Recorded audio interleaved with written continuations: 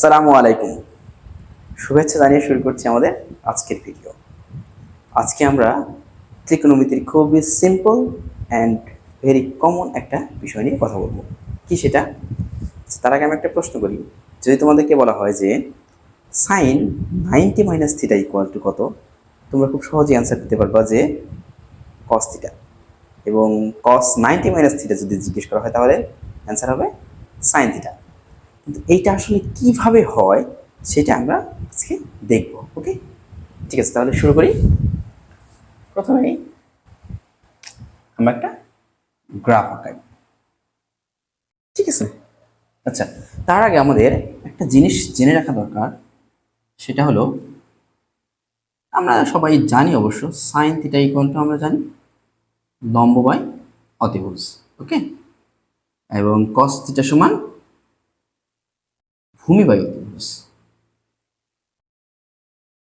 এটা আমরা সবাই জানি। তাহলে আমরা দেখব হচ্ছে sine 90 minus theta equal to what and cos 90 minus theta equal to what, ঠিক আছে। ওকে, এই জিনিসটা বোঝার জন্য আমরা একটু সুন্দর করে একটা ত্রিভুজ আঁকাই। ধরলাম ত্রিভুজটা দেখতে এরকম, এটা হচ্ছে থিটা, এই যে থিটা কোণটা, ঠিক।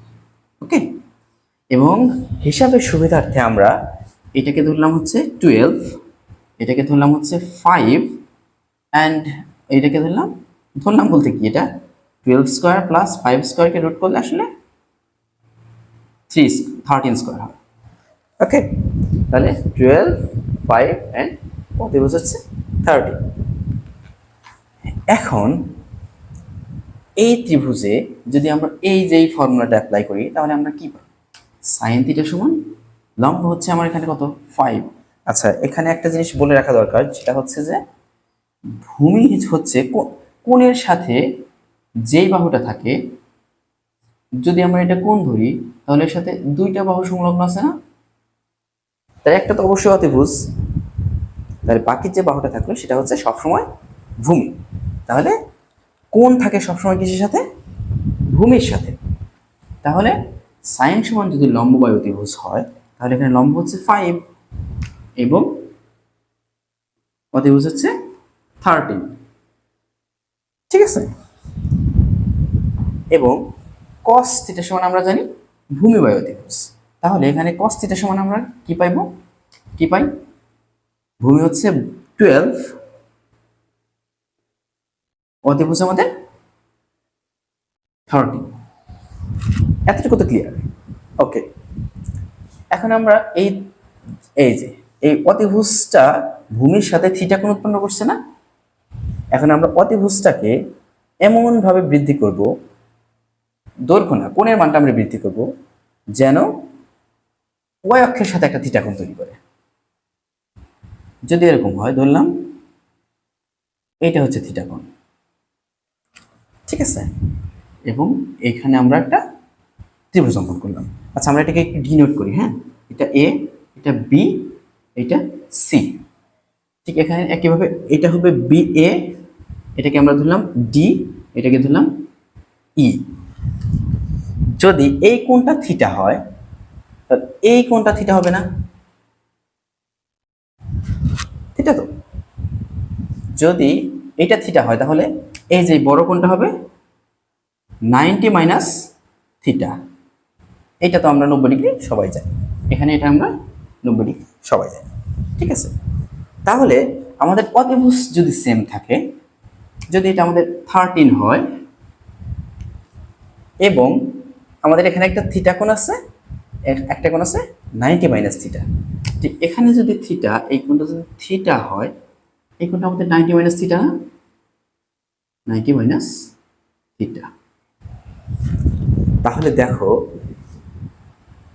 এই ত্রিভুজের এবং এই ত্রিভুজের মধ্যে কি কি সমান আছে? অতিভুজ সমান এবং দুইটা কোণ সমান, দুইটা কোণ আসলে তিনটা কোণই সমান, ঠিক আছে। তাহলে কোন দুইটা ত্রিভুজের মধ্যে যদি দুইটা কোণ সমান থাকে এবং অতিভুজ যদি সমান থাকে তাহলে সেটা সর্বসম হয় না? সর্বসম। তাহলে সর্বসম মানে হচ্ছে এই ত্রিভুজের যা যা আছে সবই এই ত্রিভুজের সমান, এই ত্রিভুজের সবকিছু এই ত্রিভুজের সবকিছু সমান, এতটুকু বুঝলেই হবে। এখন আমরা এই থিটা কোণটাকে বাড়ায় 90 মাইনাস থিটা বানাইছি না? এখন এই ত্রিভুজে যদি আমরা ওই সূত্রটা অ্যাপ্লাই করি তাহলে কি হয়, ধরি সাইন, ও আরেকটা কথা, তাহলে এই যে এই বাহু এটির দৈর্ঘ্য কত 5 হবে না, আর ডি এর দৈর্ঘ্য হচ্ছে 12, ঠিক আছে? তাহলে sine 90 minus theta equal to লম্ব বাই অতিভুজ, লম্ব হচ্ছে 12, অতিভুজ 13। ঠিক একইভাবে cos 90 minus theta equal two cos ভূমি বাই অতিভুজ, ভূমি আমার এখানে 5, কারণ কোণের সাথে যে বাহুটা থাকবে সেটা সবসময় ভূমি, তাহলে ভূমি 30। এখন আমরা এই পাশ আর এই পাশ একটু রিলেট করার চেষ্টা করি। এখানে আমার 12/13, এখানে আমার 12/13 কোনটা আছে, cos থিটা, তাহলে এটা আমরা এখানে cos থিটা মানে আমরা এখানে বসাই দিতে পারি না, এটা সমান cos থিটা। আচ্ছা, আমরা যদি এখন এটা মুছে দিই তাহলে কি হয় আসলে, sin 90 minus theta equal two cos theta না? আচ্ছা, যদি আবার 5 মাইনাস 13, 5 মাইনাস 13 সমান sin থিটা, sin থিটা। যদি আমরা আবার এখানে মুছে দিই তাহলে আমরা ফাইনালি কি পাই, cos 90 minus theta equal two sin theta. আচ্ছা, এই জিনিসটা আমরা শুধু এই ত্রিভুজেও কল্পনা করতে পারি, কিভাবে সেটা? আচ্ছা, থিটা কোণের জন্য তো আমরা এটা পাইছি অলরেডি। যদি আমরা এখানে দেখি 90 মাইনাস থিটাকে যদি আমরা কোণ হিসেবে ধরি তাহলে ভূমি হচ্ছে বিসি অর্থাৎ 5 এবং লম্ব হচ্ছে এবি অর্থাৎ 12। তাহলে আমরা যদি বলি sin 90 minus theta equal to লম্ব বাই অতিভুজ, লম্ব হচ্ছে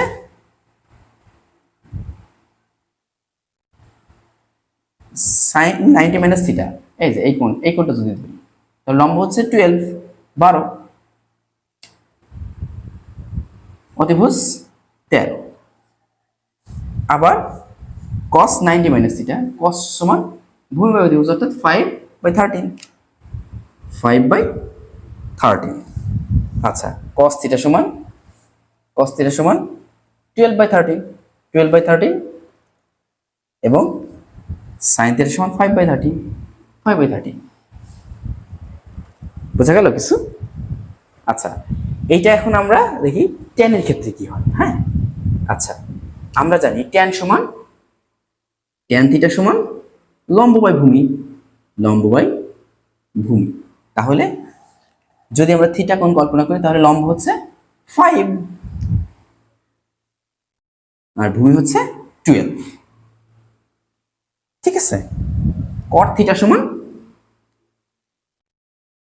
ঠিক tan এর ইনভার্স, তাহলে ভূমি বাই লম্ব, ভূমি কত 12, লম্ব 5। ঠিক একইভাবে আমরা 90 মাইনাস থিটা দিয়ে দেখি কি হয়, tan 90 minus theta equal to লম্ব বাই ভূমি, লম্ব এখানে 12, ভূমি 5, cot 90 minus theta equal two ভূমি বার লম্ব, ভূমি বাই লম্ব, ভূমি 5, লম্ব 12। আচ্ছা, এখন আমরা এই পাশ আর এই পাশ রিলেট করি। হ্যাঁ, 12/5 cot থিটা, তাহলে এটা সমান cot থিটা। বোঝা গেল? cot 90 মাইনাস থিটা সমান 12/5, সরি 5/12, 5/12 সমান tan theta equal to tan theta. বোঝা গেল? আচ্ছা, এইভাবে আমরা সেক এবং কোসেকও বের করে ফেলতে পারি। তাহলে আমরা যদি একটু ব্রিফ করি তাহলে কি হয় দেখি তো। আমরা ফাইনালি কি পাইলাম, ফাইনালি আমরা যেটা পেলাম সেটা হচ্ছে sin 90 minus theta equal to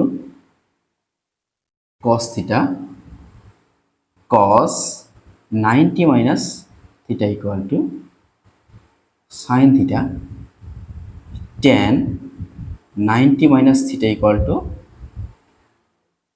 cot theta, cot 90 minus theta equal to tan theta. আমরা যদি সেক কল্পনা করি 90 মাইনাস থিটা ইকুয়াল টু কী হবে, cosec theta, cosec theta, cosec 90 minus theta equal to sec theta. Clear? আচ্ছা, এখন তোমরা চাইলে এই যে সব জায়গায় প্লাস দিয়েও কল্পনা করতে পারো কি হয়। বুঝতে পারলাম? আশা করি তোমরা চেষ্টা করবে। ধন্যবাদ সবাইকে।